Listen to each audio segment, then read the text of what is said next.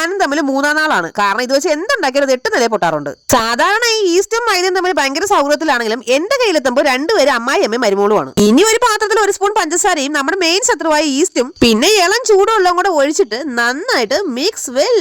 ഇനി ഈസ്റ്റ് ഇലക്ക് വെള്ളം ഒരു 10 മിനിറ്റ് റെസ്റ്റ് എടുക്കാൻ വെച്ചിട്ട് നമ്മുടെ ഗ്രില്ല് ചിക്കൻ ഉണ്ടാക്കാൻ എടുത്തു വെച്ചിരിക്കുന്ന ചിക്കൻ നന്നായിട്ട് മസാല തേച്ച് കുളിപ്പിച്ചെടുക്കാം. അപ്പൊ നിങ്ങൾ വിചാരിക്കും ഈ ചിക്കനും ഈസ്റ്റും മൈദയും എല്ലാം കൂടെ ചേർത്തിട്ട് എന്താണ് പരിപാടി എന്നല്ലേ? എന്നാ ബാ കാണിച്ചു തരാം. ഇനി ഉപ്പ് ചേർത്ത് മിക്സ് ചെയ്ത് വെച്ചിരിക്കുന്ന മൈദയിൽ നമ്മൾ ഈസ്റ്റ് വെള്ളം കുറേശ്ശെ ഒഴിച്ചു കൊടുക്കണേ. കുറേശ്ശെ ഒഴിച്ചാൽ മാത്രം പോരാ, അത് നന്നായിട്ട് കുഴയ്ക്കാൻ കൂടെ വേണം. പണ്ടാരം എന്റെ ദൈവമേ, ഇതൊന്നും ഫെവിക്കോളാ, എല്ലാം കൂടെ ആകെ മൊത്തം കുഴയിരിക്കുന്നു. ഇത് ഞാൻ എപ്പോ കുഴിച്ചാലും വെള്ളം കൂടും. അപ്പൊ ഞാൻ വീട്ടിൽ ബാക്കിയിരിക്കുന്ന മൈദയും കൂടെ എടുത്തിട്ട് തട്ടും. അങ്ങനെ തട്ടി ഏകദേശം 2 കിലോ മാവും ഞാൻ തട്ടി തീർക്കും. എന്നിട്ട് കുഴയ്ക്കുമ്പോൾ ഞാൻ ഇതുപോലെ റബ്ബർ ബന്ധ പോലെ ഇരിക്കും. അപ്പൊ ഞാൻ പിന്നെ ഈസ്റ്റ് വെള്ളം ഒഴിച്ചു കൊടുക്കും. അങ്ങനെ ഒഴിച്ചും തട്ടിയും വീട്ടിലെ അടുത്തുള്ള വീട്ടിലെ മൈദമാവ് തീരുന്നവരെ ഞാൻ തട്ടും. ഈ നാഗവല്ലി ശങ്കരൻ തമ്പിയെ നോക്കുന്ന എന്താന്ന് വെച്ചാൽ കുഴച്ച് അവസാനം എന്റെ അവസ്ഥ ഇതാണ്. എന്നാ പിന്നെ മാങ്ങാത്തൊലി അങ്ങനെ വിട്ടാ പറ്റില്ലല്ലോ എന്ന് വിചാരിച്ച് പിന്നെയും കുത്തിയിരുന്ന് കുഴയ്ക്കും. അങ്ങനെ 1.5 മണിക്കൂർ കുഴച്ച് ആകെ മൊത്തം സാധനം ഇങ്ങനെയായി. ദൈവമേ, എന്റെ കൈ എവിടെയാടേ?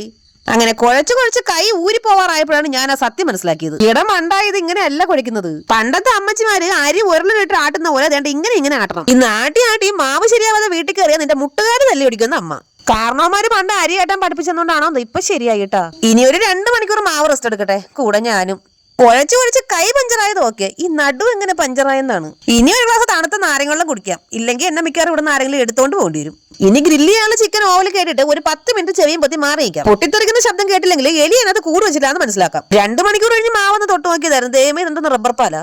ഇതിനിടയ്ക്ക് നമ്മുടെ ഗ്രില്ല് ചിക്കൻ ഇവിടെ സെറ്റ് ആയിട്ടുണ്ട്. ഇനി ചപ്പാത്തി പലകയിൽ കുറച്ച് മൈദ ഇട്ടിട്ട് നമുക്ക് കവടി നിരത്തും പോലെ നിരത്താം. ഇനി ഒരു മൽപ്പിടുത്തം കഴിഞ്ഞ് റെസ്റ്റ് എടുക്കുന്ന മാവിനെല്ലാം നമുക്ക് നന്നായിട്ട് വട്ടത്തിൽ പരത്തിയെടുക്കാം. എന്റെ വട്ടം പണ്ടേ കേരളത്തിന്റെ ഭൂപടം പോലെ ആണെങ്കിലും തൽക്കാലം അങ്ങനെ ആയാലും മതി. ഇനി ഈ സാധനം നന്നായിട്ട് തിരിച്ചും മറിച്ചോട്ട് ചുട്ടെടുക്കണം. ഞാൻ ഉണ്ടാക്കിയത് കുബൂസ് ആണെങ്കിലും അവസാനം ഉണ്ടാക്കി വന്നപ്പോ ചപ്പാത്തിയുടെയും പൊറോട്ടയുടെയും മാമന്റെ മോനെ പോലെ ആയിപ്പോയി. സംഗതി എന്തോ ആയിട്ടുണ്ട്, പക്ഷെ കുബൂസ് അല്ല.